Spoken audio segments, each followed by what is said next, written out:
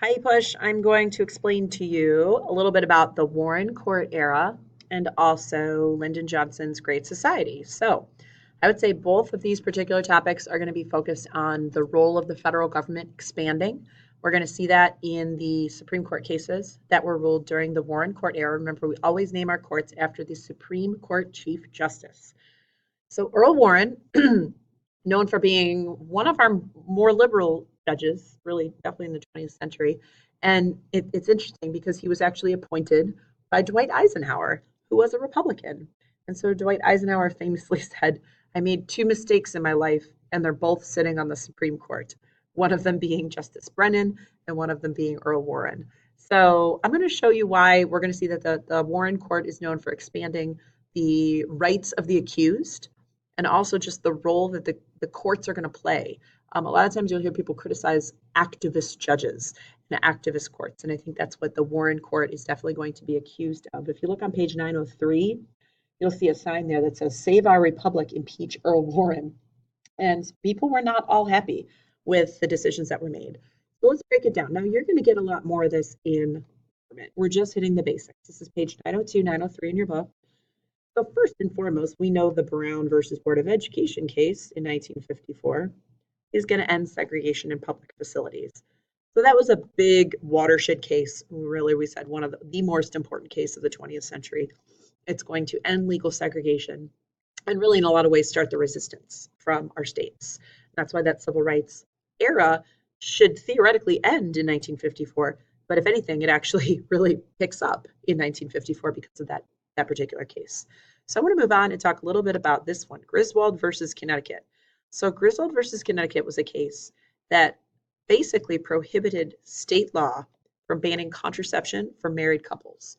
You heard that right, contraception for married couples.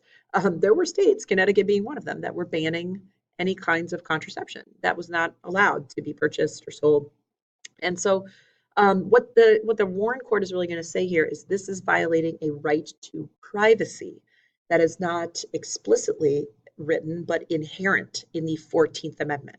And so the Griswold case is going to be essentially one of the precedents leading us to Roe versus Wade, which is going to be the case we'll study later on. Next week, we'll look at that case. And that, of course, as many of you probably are aware, is the case that will strike down abortion laws. And it's going to be that implied right to privacy that will be first really laid out here in Griswold. So Griswold is a pretty important case. Engel versus Vitale. This is another one that's a Warren Court one, and it's definitely going to upset some conservatives. But what this one did was it went after public schools that were passing board policy that required the school day to be started with a prayer or perhaps a prayer before assemblies or games or things like that. It said schools cannot require religious practice. It was really trying to separate that, build that a larger wall between the separation of church and state. And it's going to upset some people too. But that was under the First Amendment Establishment Clause, that we cannot establish an official religion. So, Miranda versus Arizona. This is the one where Ernesto Miranda is arrested, and he is not aware of what his rights were. And so he did incriminate himself before he had a lawyer. And so this is why we're going to see that you have your rights read to you if you are arrested. So you are aware what your rights are.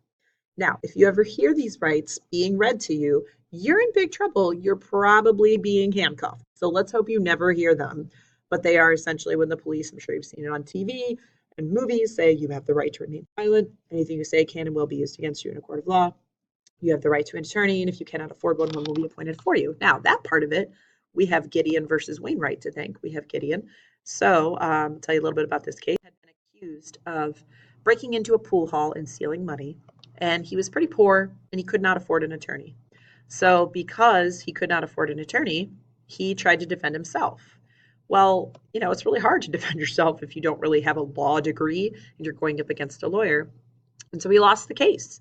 And while he was in jail, he researched, he read the Constitution. He looked at previous cases, and he really said, you know what, I think it's not fair. I think my Fifth Amendment right to a fair trial has been violated because I didn't have a lawyer. So he filed, and it took years of filing letters, writing handwritten letters to the state Supreme Court and eventually the United States Supreme Court, and they agreed to hear his case. And the Warren court agreed, said, you're right. Having no lawyer makes it not a fair trial. So they retried the case with a lawyer, and Gideon was found innocent. So he'd spent all that time in jail, wrongly accused, but because he was able to do what he did in jail, he at least made sure that other people like him who were wrongly accused would have a fair trial with counsel, with a lawyer. And the last one, Loving versus Virginia. I threw this one in here because I think it fits the civil rights movement well. And there's also a movie right now. But Loving was the last name of the couple. They were an interracial couple, and the husband was white and the wife was black, and that was against the law in Virginia. And so this case, it was 1970 finally that struck down the remaining laws banning interracial marriage. So it's very reflective of the time. I mean, some of these are related to civil rights, some of these are related to the rights of the accused, and but all of them are really taking a more active and involved role here by the court. So that's kind of, I think, why the Warren Court is really known for doing that.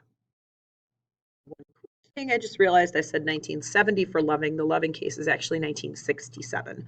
I was off by a couple years there, but still right in the middle of that civil rights movement. Okay, you're going to learn more about the Warren Court next year. I just wanted to give you a little bit of background.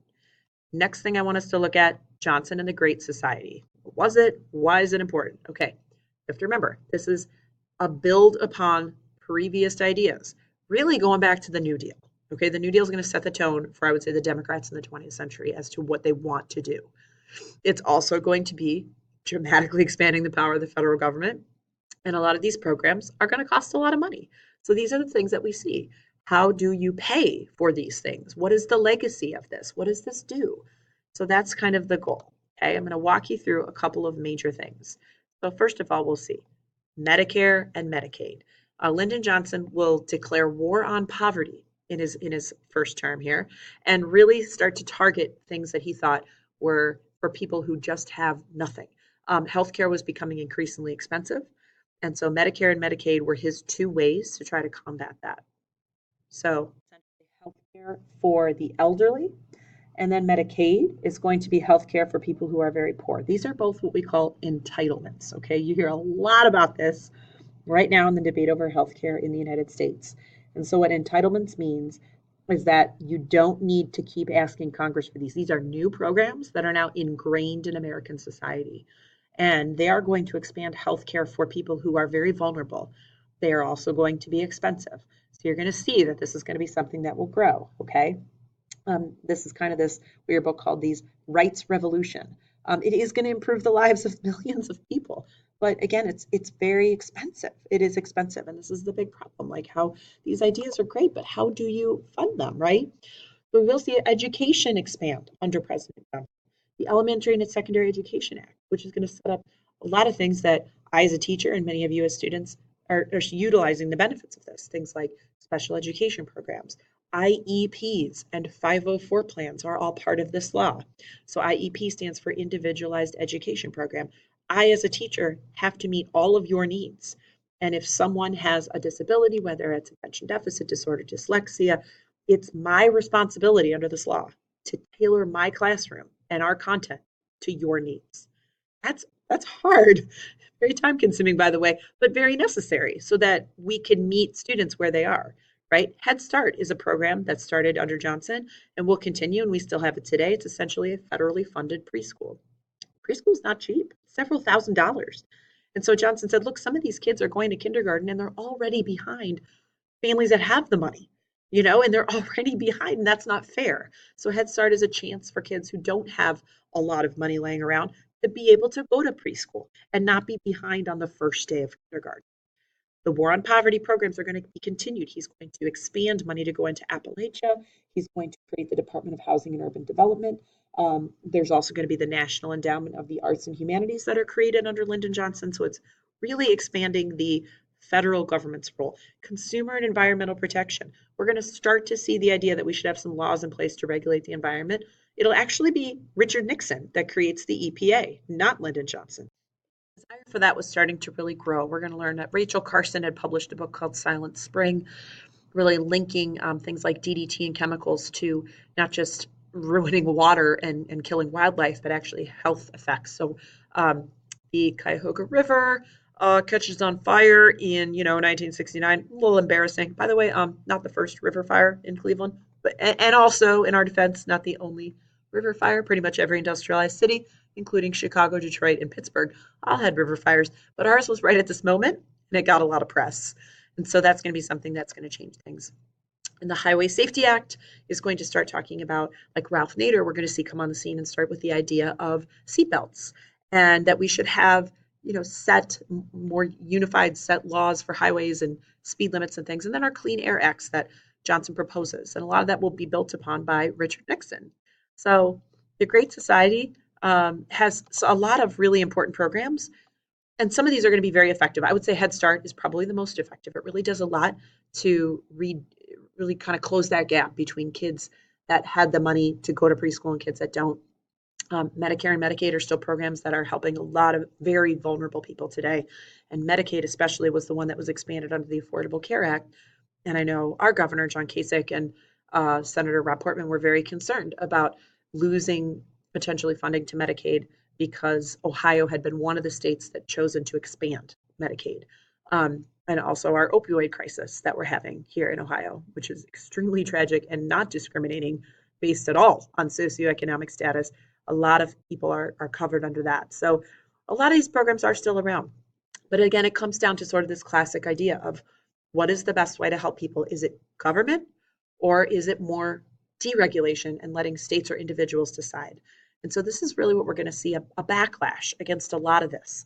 And you're going to see that more in the 70s and definitely in the 80s with the Reagan Revolution. And it really comes down to these different philosophies that you guys are seeing playing out right now. So anyway, understand a little bit about Lyndon Johnson, and just what we're really going to see is that his Great Society programs were sort of what he wanted to do. Remember, he wanted to be the civil rights president, but it's going to be Vietnam that's going to tear him down. So I'm going to show you one last thing here. I love my cartoons.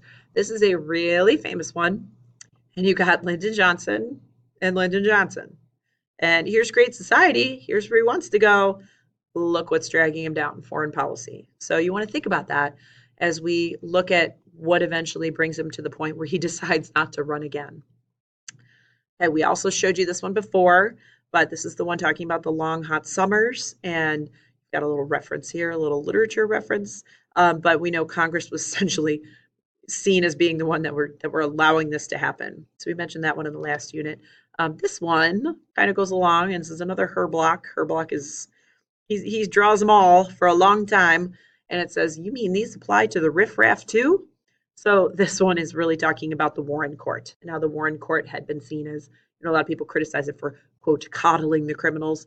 That, of course, was not how they saw it. They saw it as expanding constitutional rights to everyone. And everybody is deserving of constitutional rights, according to the Supreme Court, even people who have been accused of some crimes. They don't check those rights at the door. And this is the last one I'll show you. Another Herblock, 1968. Lyndon Johnson, he's from Texas. So he kind of, gets this reputation as being a Texas guy. It says LBJ budget. And here's arms costs. So weapons, military establishments. Here's the little guy trying to get a drink here, health, education, and welfare. So this one's really saying, he had a lot of ideas, but these two are going to be funded more. And a lot of that's just because of the sheer nature of how expensive it is to run a war effectively. So think about Lyndon Johnson now as we start to get into Vietnam. He really wanted to focus on civil rights, right? He wanted to focus on this. He did not want to focus on Vietnam. So in the Gulf of Tonkin resolution, he's essentially just going to say, hey, Congress, just let me do whatever I need to do. And they're going to say, okay.